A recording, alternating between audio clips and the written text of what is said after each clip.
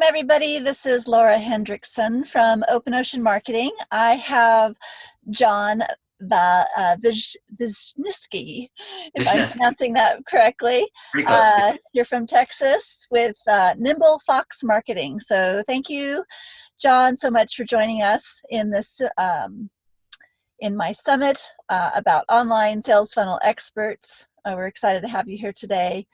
If you would just give us a little bit about yourself, how you got into online marketing, the digital sales funnel, all that good stuff. Yeah, sure thing, Laura. I appreciate you having me on today. And just a little backstory. So I grew up in a small town in Northeast Texas, moved here to Austin to play music and join a band. And then I got sucked into the whole internet marketing scene here and got a job working at Facebook on their marketing experts team. Got really into Facebook ads for a while, and then just really fell in love with like sales funnels and copywriting and all that stuff. And so I started a digital marketing agency working with fitness influencers mostly. And I use, sales funnels, email marketing, chatbots, Facebook ads, and that's something that we're going to talk about today.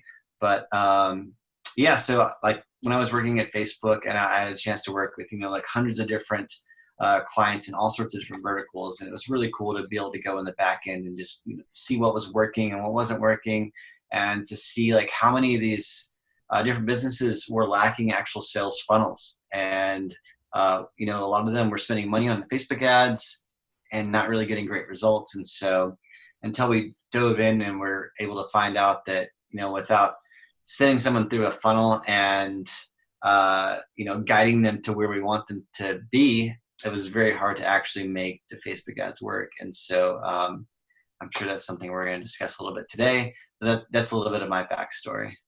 Awesome. Yeah. There are so many moving pieces to the full funnel, and oftentimes you get meeting with clients and they just want more phone calls, right? But Yeah.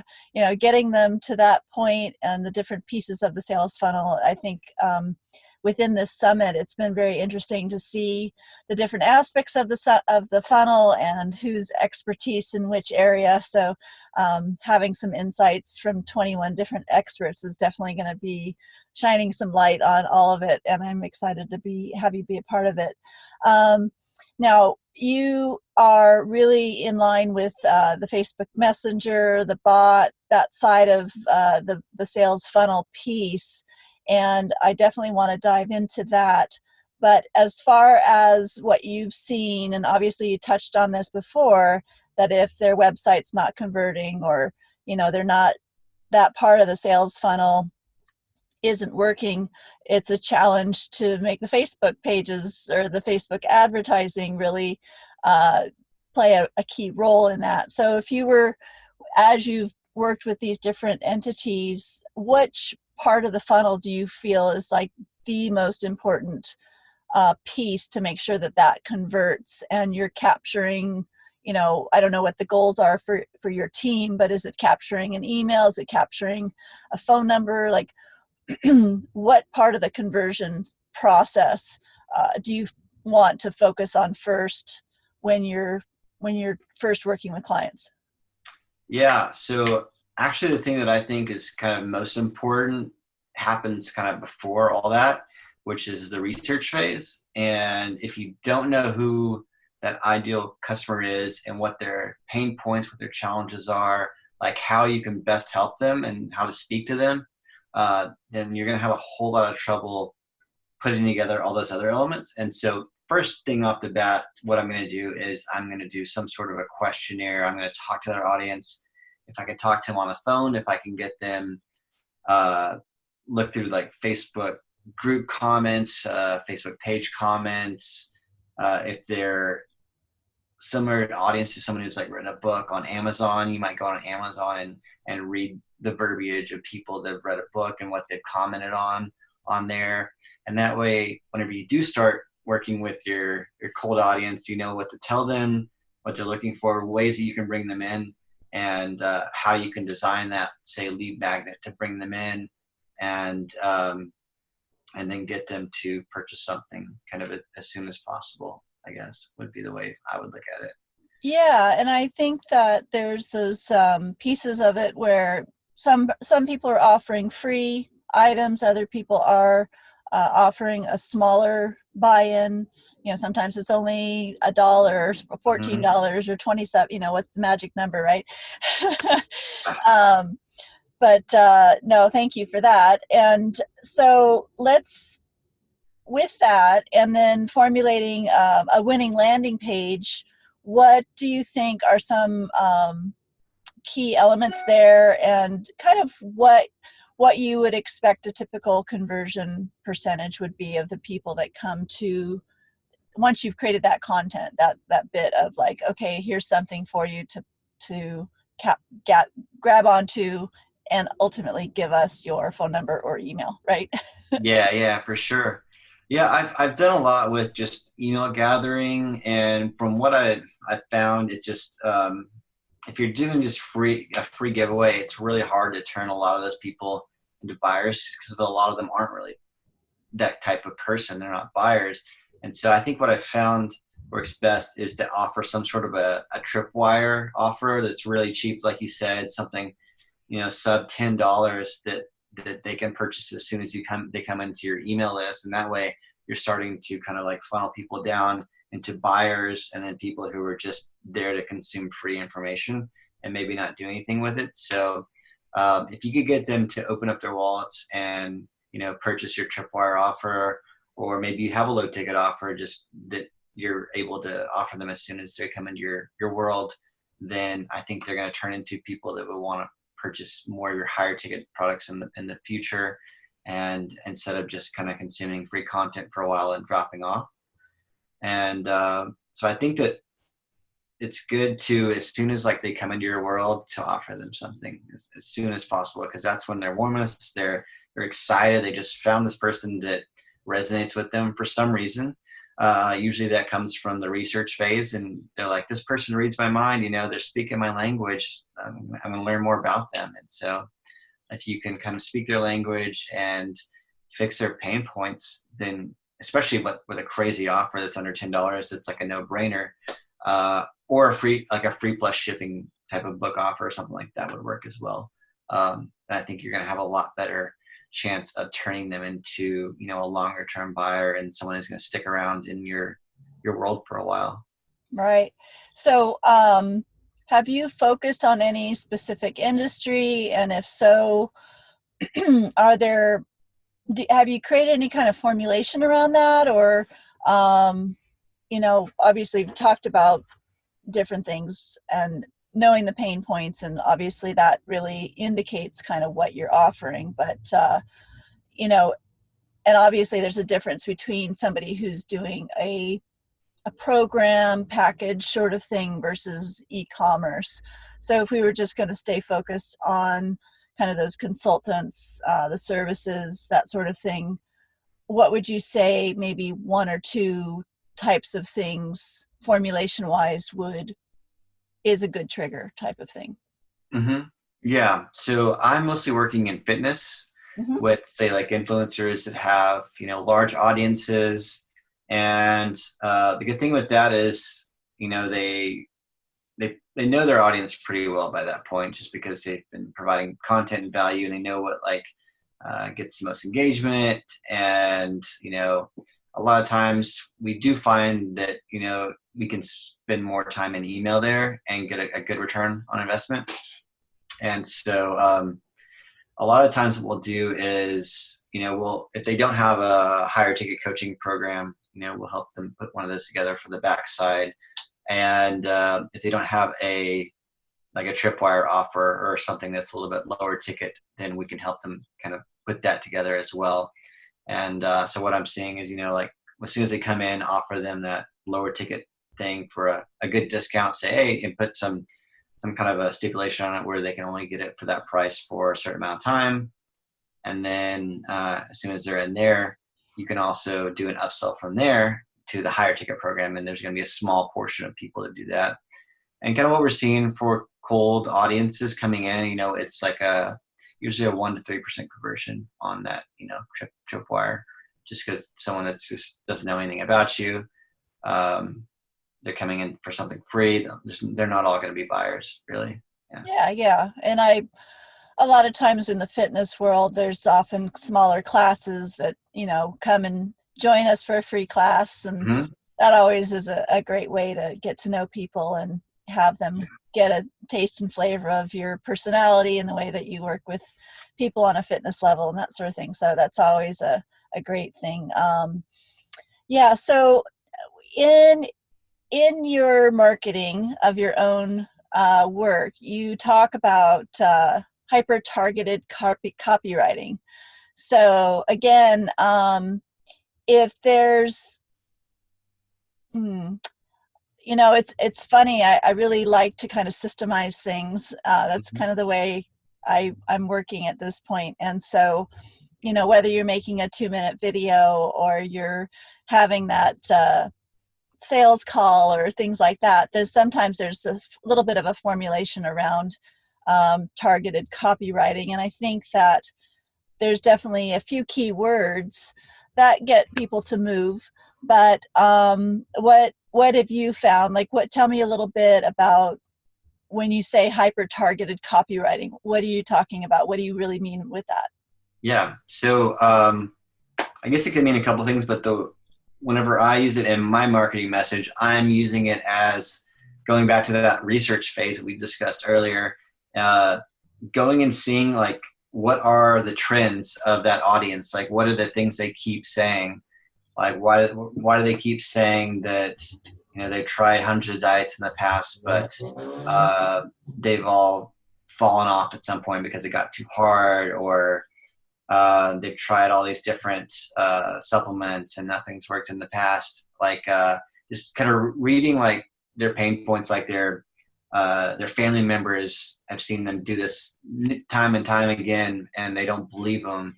Like, can you incorporate that into your copy and say, hey, I know that not everyone's here is going to believe that you can stick with it, but I do, and because I've seen like thousands of my own customers in the past do it in the past, and so I'm going to show you an easy way to do this, and just use these things that are really big pain points for them that they've had issues with in the past, and show them how your program is different, and how if they go with you for this, then it's going to be a different situation for them.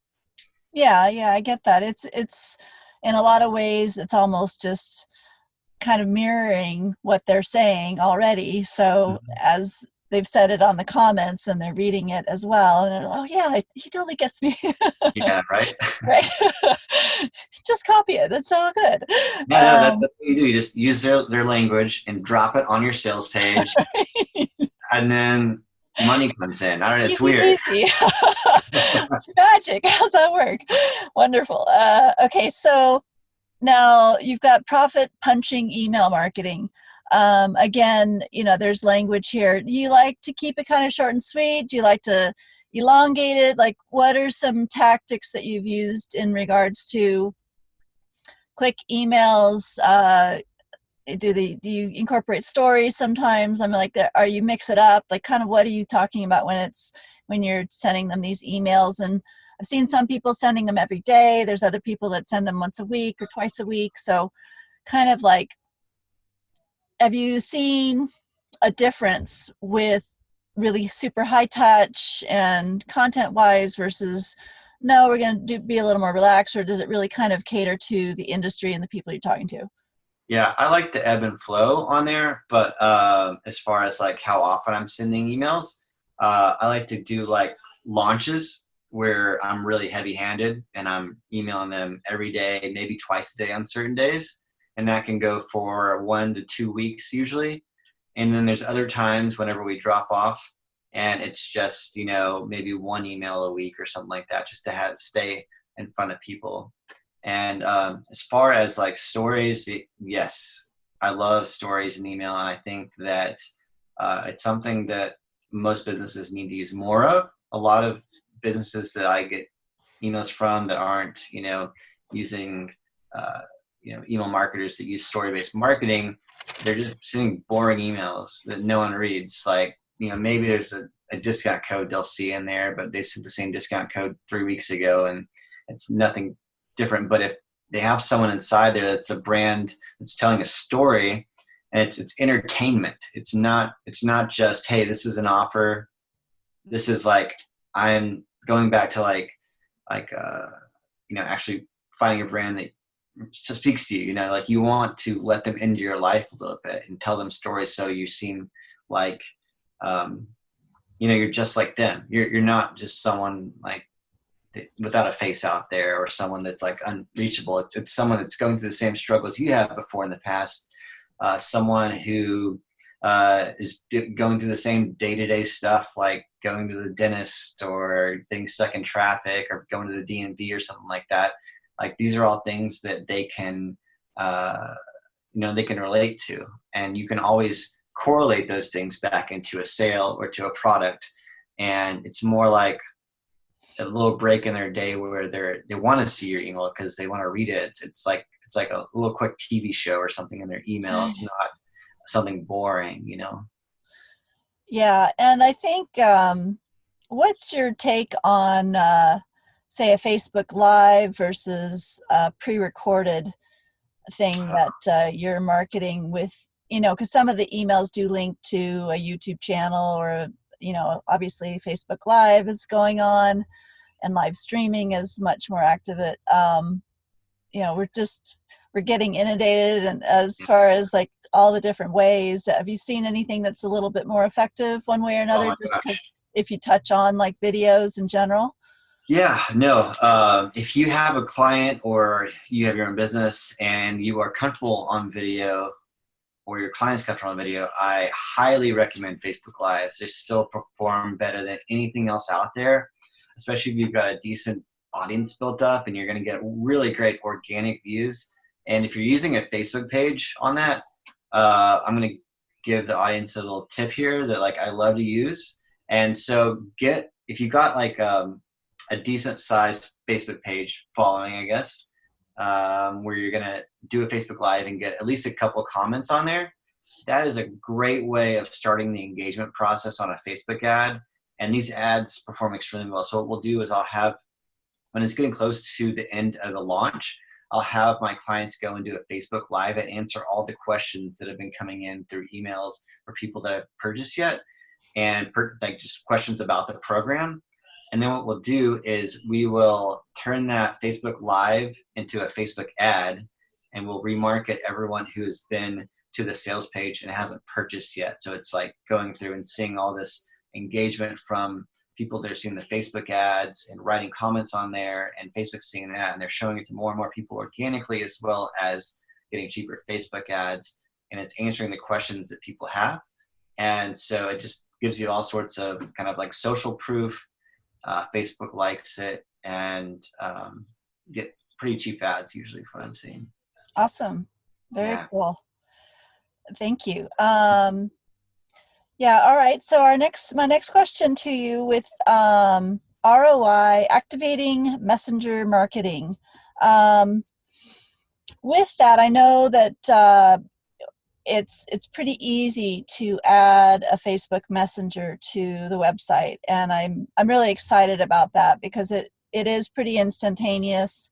You can click that into your phone, get your instant messaging going. Really a good proponent. Yesterday I was listening to somebody was talking about kind of this whole process, and how, if you can answer somebody within 5 minutes versus half an hour, or get to them that day, so to speak, the chances of really converting them or engaging them is just almost 100% Yeah. more. So what have you seen with Facebook Messenger and activating that within their marketing kind of Mm-hmm. strategy? Yeah. So what I like to do it for is mostly top of funnel. So like I think it's great to get someone in. You can get them into the messenger list, give them the lead magnet, request their email. And so you've got them inside your messenger audience, you've got them in your email audience. And going back to the Facebook Live part, that's another thing. If you've got this large or just a decent sized messenger audience, And then anytime you do a Facebook Live, you can message them, say, hey, come over here to this link and watch this live I'm doing right now, which will get you more organic Yeah. reach as well. I really like doing that as well. I don't use them as much anymore for like back end stuff just because of all the big changes Facebook's made. But I do like using it for notifications and for lead generation. Right. And so there's obviously you've been working in this really integrated environment with Facebook, and I'm somewhat aware of it myself, but as a kind of novice thing, when it comes to automating the messenger platform on Facebook, is that within Facebook? Is that something that you can search out within the Facebook platform and learn about, or is it something that you would recommend hiring somebody to work with you on? Because it's similar to, say, a drip campaign with your emails, but it's a little more instantaneous with the messenger. So can you just touch on that a little bit as far as like kind of that system of automation? And is that, like I said, is it within Facebook? Is it an extra platform? And versus, yeah, kind of that versus your email drip. It's like there's so many pieces of this puzzle. Yeah. But like we touched on, systems automation, quick response is just kind of what people are expecting these days. So I think it would be good to really dive into just a little bit more. Yeah. So what I suggest when people want to get into messenger bots, I suggest using a platform called ManyChat, ManyChat, and they've got a free version. You click into it and it connects to your Facebook page, and you can build everything out to the backside so it just connects to Facebook. Like Facebook has their own version of a minimal messenger bot you can use. It's not as robust and it's not there yet. So I think it's definitely best to use something like ManyChat. And then if you want to do a lot of the cooler marketing stuff, it's not very much at all. It's like $10 a month, I think, for under 500 subscribers to use ManyChat. And there's all sorts of awesome options there that you can use with that. And I don't know, it depends on like how much time you have to learn it. Like I think you could probably learn it in a weekend, but just kind of messing around yourself. But in general, it's probably not a bad idea just to hire someone just to do it. I think ManyChat has a training program there that's like 10 hours. So it's a lot of content to go through. If you want to devote the time to it, be my guest. Yeah, I ended up, studying with a couple of guys who were doing it when it was first kind of coming out a couple of years ago, getting bigger, and then I came up with my own course, which was just more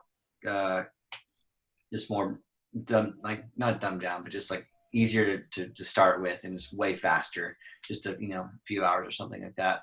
And I also have like a 7-day chatbot challenge you can use to kind of go through and build a bare bones bot like within, I guess it takes about 30 minutes a day for a week or something like that. Awesome. And that's a great way of getting started too. And I'll give you a link to that we can give out to everybody if anyone wants to go through that 7-day challenge. Okay, yeah, we'll talk about that just a little bit in a little bit. We'll get a little more details of that for sure. So if I were to say what key elements are critical for a successful online sales funnel, kind of what would you say, like your system, the key markers of what you think are the main elements that really get people to take action and complete it in a sense that, and I guess the level of completion is, are they making a phone call, which is a sales call? Mm-hmm. And so if we were to talk about that as a whole, like what do you feel like are in your experience, what are your key elements to that? Yeah. So I think one thing that makes it a lot easier is if you have someone who's okay with doing video, and you can do a video sales letter or a webinar to warm someone up. And then at the end of that, just if we're talking about getting someone on a call, like you said, just have that be the call to action at the end. Hey, jump on this free call, and it's like a 30-minute call, and we're gonna, talk about fixing your problem on that. And if you get someone on a sales call, then you've got a lot better chance of converting them into a client or a customer. Awesome. Mm-hmm. Okay. Any specific kind of headlines or call to actions that you think are super effective when it, obviously use tapping back into those resources again, but keep it short, and value driven, benefit driven. What are they going to get? How long is it going to take before they get it? And short description of what it is they're going to be getting. That helps a lot. Awesome. Mm-hmm. Very good. All right. So yeah, let's talk a little bit about your 7-day process or 7-day giveaway here. Yeah. Something I put together a while back. I've got a Facebook group where I was kind of showing people how to build these chat bots and just talking about bots and digital marketing and stuff like that. And a lot of them were just getting started. So I figured I would just build this 7-day chatbot challenge that was hosted inside of a chatbot. How meta is that, right? And it's a really fun, cool way of going about it. If you've never built a bot before, this will help you do it very easily. I've got some little templates in there that I give you that you can kind of download and use for yourself, and just lets you kind of jump in and learn at your own pace over 7 days, pretty much. But you get Awesome. every day you get a new message. Yeah. Very cool. Well, thank you, John. This has been really insightful. I appreciate all your tips and your insights, and just this information is really great. So appreciate you being here. Again, this is John Vishnesky from Nimble Fox Marketing. Thank you so much. As a follow-up for this particular session, we will be sending out an email with some special links for you to get in touch with John and see if you can have more questions or want to work with John. So again, thank you so much for being here and being a part of this summit. You've been great. Thanks. Thanks for having me, Laura. It's been awesome. All right. Have a good one. All right, you too. Bye.